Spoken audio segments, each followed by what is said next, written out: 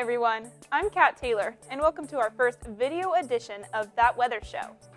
We're dedicating this episode to the brave scientists whose mission is to hunt tornadoes.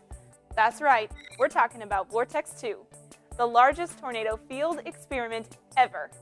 It's a two-part study that began in the spring of '09 and wraps up this June. The goal?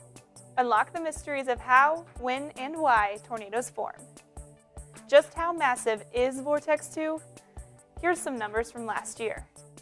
40 research vehicles, 10 mobile radars, 9 states, 29 storms. So how did Part 1 go? We asked the team to wrap up 2009 in a few words. Intense. Patience. Exciting and productive. Endless driving. Frustrating. Bumpy ride. Less than expected.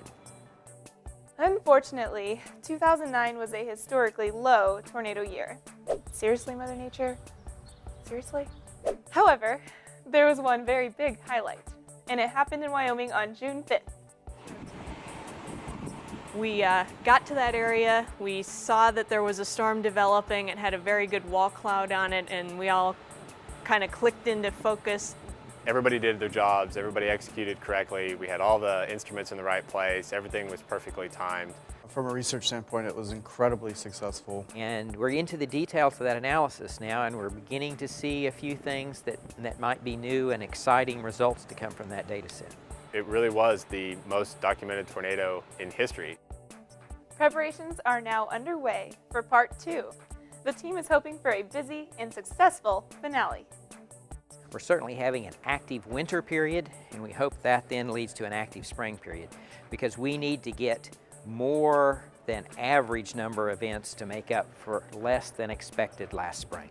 Just as it's hard to get 2 good years in a row, it's hard to get 2 bad years in a row, and so we're hoping for a great tornado season this year, and I think actually we're prepared to handle a really good tornado season. We have a lot of practice last year, and so this year, when it's a good tornado year, hopefully, we'll be ready to go from day one, and so we won't miss our opportunities. Sounds good. Now, we can't have a show about VORTEX2 without mentioning those interesting gadgets.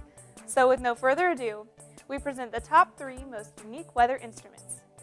At the number 3 spot, we have the Tornado Pod, a short tower of instruments put in the tornado's path. It measures wind speed and direction just above the ground. In the number 2 spot, it's the StickNet. These measure the atmosphere, and some even record hail and precipitation. And the number 1 most unique weather instrument in VORTEX2 is the Tempest. This unmanned aircraft flies near supercells to capture weather conditions in key parts of the storm. You can find out more about all things VORTEX2 at our website. Also, don't forget to follow us on Twitter and Facebook.